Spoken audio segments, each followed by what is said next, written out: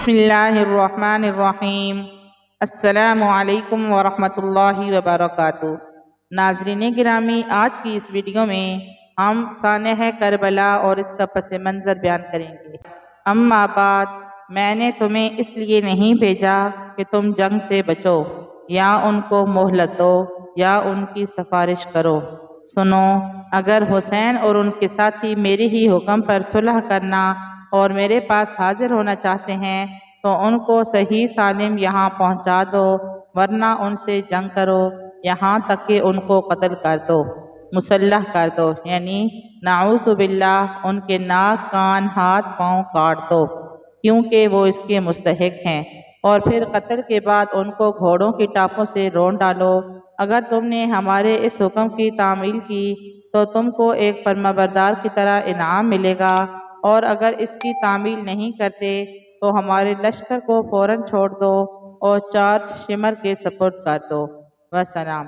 شمر یہ خط لے کر جب عمر بن سعد کے پاس پہنچا تو عمر سمجھ گیا کہ شمر کے مشورے سے یہ صورت عمل میں آئی ہے کہ میرا مشورہ رد کر دیا گیا۔ عمر نے شمر سے کہا کہ تم نے بڑا ظلم کیا کہ مسلمان متفق ہو رہے تھے، اس کو ختم کر کے قتل و قتال کا بازار گرم کر دیا۔ بہرحال حضرت حسین رضی اللہ عنہ کو یہ پیغام پہنچایا گیا کہ تم ابن زیاد کے پاس حاضر ہو جاؤ، پھر وہ جو چاہے تمہارے ساتھ کرے۔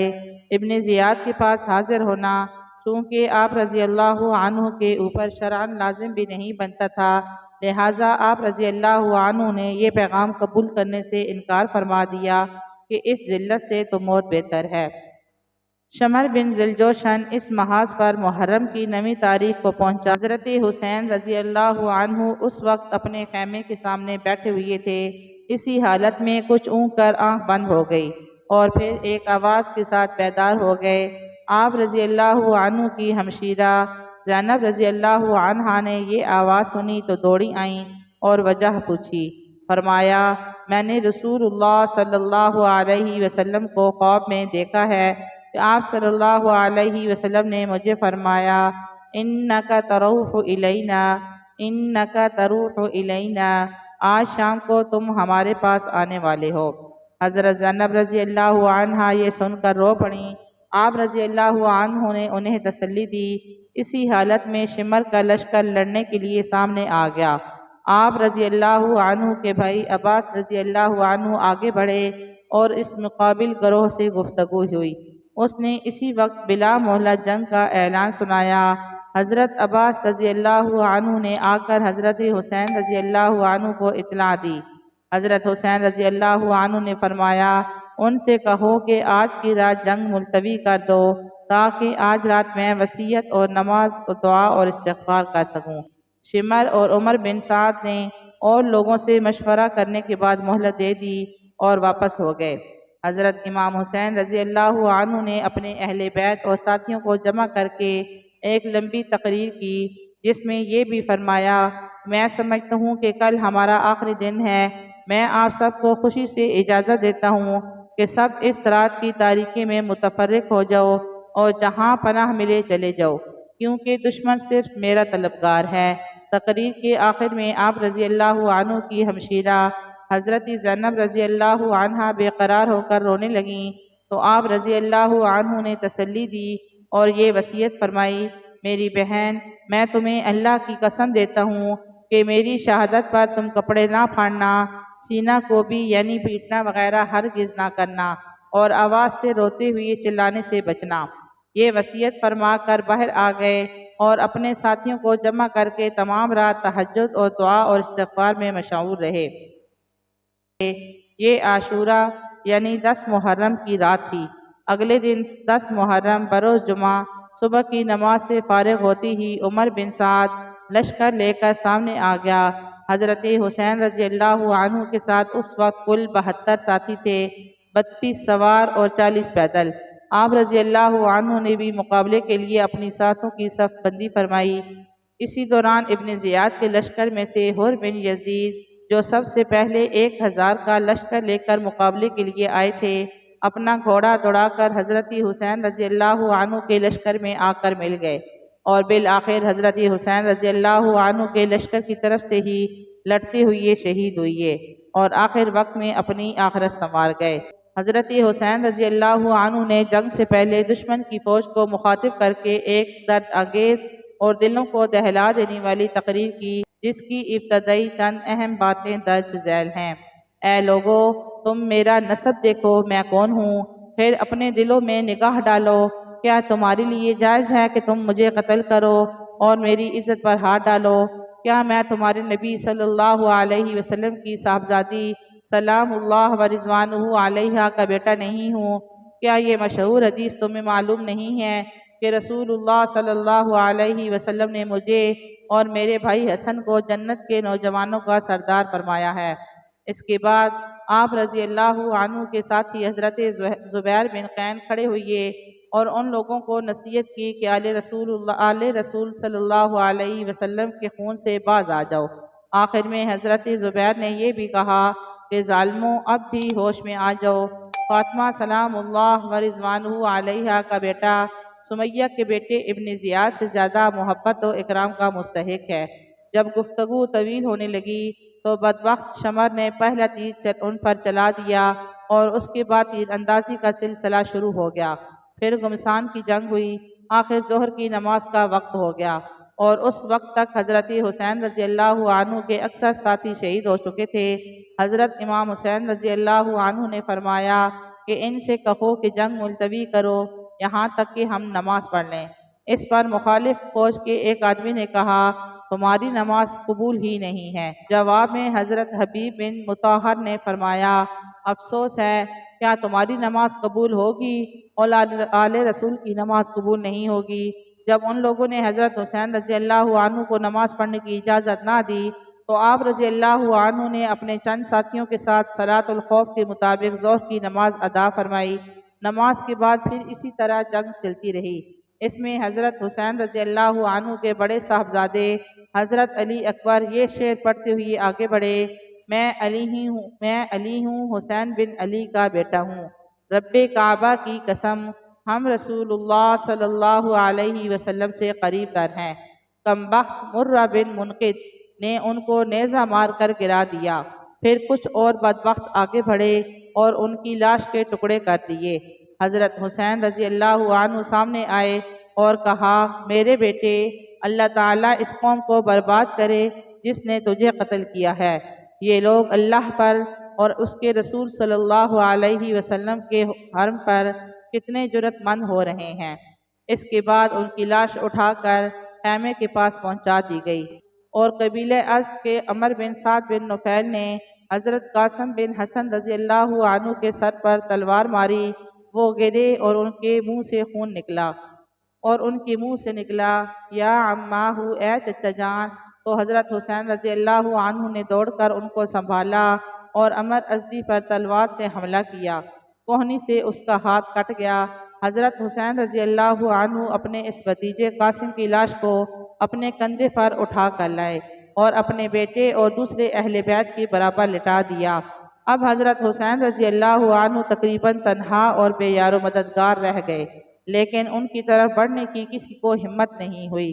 اس طرح بہت دیر تک یہی کیفیت رہی کہ جو شخص آپ رضی اللہ عنہ کی طرف بڑھتا اسی طرح لوٹ جاتا اور حضرت امام حسین رضی اللہ عنہ کے قتل اور اس کے گناہ کو اپنے سر لینا نہ چاہتا تھا، یہاں تک کہ قبیلہ کندہ کا ایک بدبخت مالک بن نصیر آگے بڑھا اور حضرت حسین رضی اللہ عنہ کے سر پر تلوار سے حملہ کیا، جس سے آپ رضی اللہ عنہ کا سر مبارک شدید زخمی ہو گیا اور ٹوپی خون سے بھر گئی۔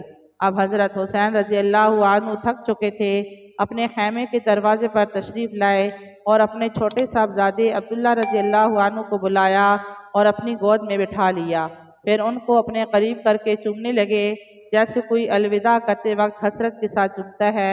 اتنے میں قبیلہ بنی اسد کے ایک شخص ابن موقد النار نے اس معصوم بچے کو ایک تیر مارا جس نے انہیں ذبح کر ڈالا اور وہ شہید ہو گئے۔ حضرت حسین رضی اللہ عنہ نے ان کا خون اپنے ہاتھوں میں لیا اور اسے آسمان کی جانب انڈیل دیا اور عرض کی، اے میرے رب، تو ہی ان ظالموں سے ہمارا بدلہ لے لے۔ اس وقت حضرت حسین رضی اللہ عنہ کی پیاس حد کو پہنچ چکی تھی۔ آپ رضی اللہ عنہ پانی پینے کے لیے دریائے فرات کی طرف بڑھے تو وہ ظالم اس میں بھی رکاوٹ بنے۔ جب آپ رضی اللہ عنہ درجہ کے قریب ہو گئے تو حسین بن نمیر نے اب آپ رضی اللہ عنہ کے منہ پر نشانہ کر کے تیر مارا جو سیدھا آپ کو لگا، اور ہائے افسوس اس مبارک منہ سے خون جاری ہو گیا جس کو اللہ کے نبی صلی اللہ علیہ وسلم چوما کرتے تھے۔ اس کے بعد شمر 10 آدمی ساتھ لے کر حضرت حسین رضی اللہ عنہ کی طرف بڑھا کہ عمر بن سعد نے شمر کو لشکر کے بائیں حصے کا امیر مقرر کر رکھا تھا۔ آپ کی جانب جب اس پر نظر پڑی تو فرمایا اللہ اور اس کے رسول اللہ صلی اللہ علیہ وسلم سچ فرماتے ہیں۔ رسول اللہ صلی اللہ علیہ وسلم نے فرمایا تھا گویا میں ایک دھبے دار جسم والے کتے کو دیکھ رہا ہوں کہ وہ میرے اہل بیت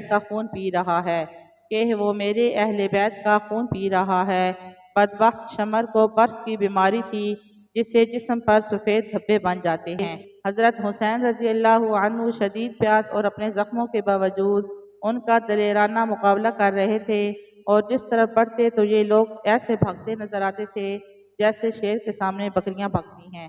اہل تاریخ نے کہا ہے کہ یہ ایک بے مثل واقعہ ہے کہ جس شخص کی اولاد اور اہل خانہ قتل کر دیے گئے ہوں، خود اس کو شدید زخم لگے ہوں، اور وہ شدت پیاس کے باوجود پانی کے ایک ایک قطرے سے محروم ہو، اور اس حالت میں اس طرح ثابت قدمی سے مقابلہ کر رہا ہے کہ جس طرف رخ کرتا ہے مسلح سپاہی بھیڑ بکریوں کی طرح بھاگنے لگتے ہیں۔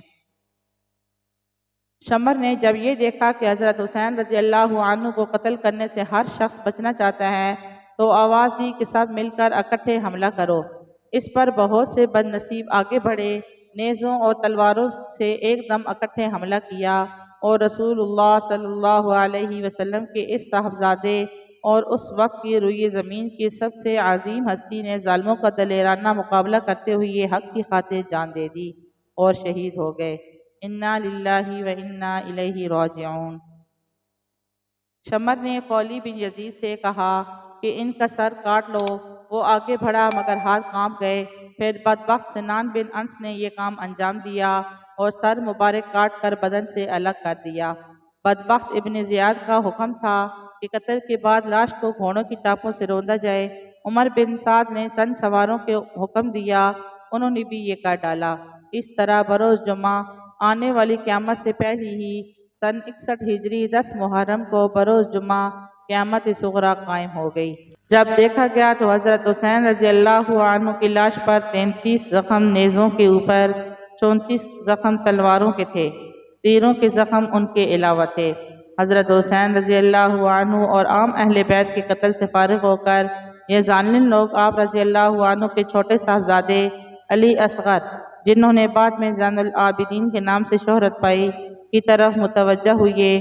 شمر نے ان کو بھی قتل کرنا چاہا تو انہی کے ایک آدمی حمید بن مسلم نے کہا سبحان اللہ، کیا ہم ایسے نوعمر لڑکے کو قتل کریں گے جو مریض بھی ہے اور جنگ میں اس نے حصہ بھی نہیں لیا؟ شمر نے چھوڑ دیا۔ عمر بن سعد آگے آیا اور کہا نہ کوئی ان عورتوں کے خیموں کے پاس جائے اور نہ اس مریض کو کچھ کہے۔ جنگ کے اختتام پر مقتولین کی تعداد شمار کی گئی تو حضرت حسین رضی اللہ عنہ کے ساتھوں میں 72 حضرات شہادت سے سرفراز ہوئے۔ وہیں کربلا کے قریب ہی قبیلہ بنو اسد کی غازریہ نامی ایک بستی تھی، وہاں کے لوگوں نے آ کر حضرت حسین رضی اللہ عنہ اور ان کے ساتھیوں کو ایک روز بعد دفن کیا۔ چنانچہ حضرت حسین رضی اللہ عنہ کا بدن مبارک وہیں میدان کربلا کے اندر ہی مدفون ہے۔ اور عمر بن سعد کے لشکر کے 88 سپاہی مارے گئے۔ عمر بن سعد نے خود ان کی نماز جنازہ پڑھا کر انہیں دفن کروا دیا۔ قولی بن یزید اور حمید بن مسلم ان حضرات کے سر لے کر کوفہ روانہ ہوئے اور ابن زیاد کے سامنے پیش کیے۔ ابن زیاد نے لوگوں کو جمع کر کے سب سروں کو سامنے رکھا اور ایک چھڑی سے سیدنا امام حسین رضی اللہ عنہ کے منہ مبارک کو چھونے لگا۔ یہ منظر دیکھ کر وہاں موجود صحابی رسول حضرت زید بن ارقم رضی اللہ عنہ سے رہا نہ گیا۔ وہ بول اٹھے کہ چھڑی ان متبرک ہونٹوں کے اوپر سے ہٹا لے۔ قسم ہے اس ذات کی جس کی سوا کوئی معبود نہیں، میں نے رسول اللہ صلی اللہ علیہ وسلم کو دیکھا ہے کہ وہ ان ہونٹوں کو بوسہ دیتے تھے، اور یہ کہہ کر رو پڑے۔ ابن زیاد نے کہا کہ اگر تم بوڑھے نہ ہوتے تو میں تمہاری بھی گردن اڑا دیتا۔ ابن زیاد کی بدبختی نے اسی پر بس نہیں کیا بلکہ حکم دیا کہ حضرت حسین رضی اللہ عنہ کے سر کو ایک لکڑی پر رکھ کر کوفہ کے بازاروں اور گلی کوچوں میں گھمایا جائے کہ سب لوگ دیکھ لیں۔ اس کے بعد اس مبارک سر اور دوسرے ساتھیوں کے سروں کو یزید کے پاس ملک شام بھجوا دیا اور اسی کے ساتھ عورتوں اور بچوں کو جنہیں عمر بن سعد میدان کربلا سے کوفہ ساتھ لے آیا تھا بھی روانہ کیا۔ حضرت حسین رضی اللہ عنہ کا سر مبارک جس وقت یزید کے سامنے رکھا گیا تو یزید کے ہاتھ میں چھڑی تھی، وہ اس چھڑی کو آپ رضی اللہ عنہ کے دانتوں پر لگانے لگا۔ حضرت ابو برزمہ اسلمی رضی اللہ عنہ وہاں موجود تھے۔ انہوں نے کہا، اے یزید، تو اپنی چھڑی حضرت حسین رضی اللہ عنہ کے دانتوں پر لگاتا ہے اور میں نے رسول اللہ صلی اللہ علیہ وسلم کو دیکھا ہے کہ ان کو بوسہ دیتے تھے۔ اے یزید، قیامت کے روز تو آئے گا تو تیری شفاعت ابن زیاد ہی کرے گا اور سیدنا حسین رضی اللہ عنہ آئیں گے تو ان کے شفیع حضرت محمد مصطفیٰ صلی اللہ علیہ وسلم ہوں گے۔ یہ کہہ کر ابو برزہ مجلس سے باہر چلے گئے۔ یزید نے اس کے بعد اہل بیت کی اور ان مقدس خواتین کو گھر میں اپنی عورتوں کے پاس بھیج دیا اور حکم دیا کہ علی اصغر کو اور ان عورتوں کو مستقل مکان میں رکھا جائے۔ پھر کچھ روز بعد یزید نے ان اہل بیت اطہار کو بحفاظت واپس مدینہ منورہ بھجوا دیا۔ حضرت حسین رضی اللہ عنہ اور ان کے ساتھیوں کے قتل کی خبریں مدینہ میں پہنچی تو مدینہ میں کوہرام تھا۔ مدینہ کے در و دیوار رو رہے تھے اور جب خاندان اہل بیت کی یہ باقی ہستیاں مدینہ پہنچی تو مدینہ والوں کے زخم از سر نو تازہ ہو گئے اور حضرت حسین رضی اللہ عنہ کے سر مبارک کو بھی یزید نے مدینہ منورہ میں اپنے مقرر کردہ گورنر عمر بن سعید کے پاس بھجوا دیا تھا۔ اس نے سر مبارک کو حضرت فاطمہ رضی اللہ عنہا کے پہلو میں جنت البقیع میں دفن کر دیا تھا۔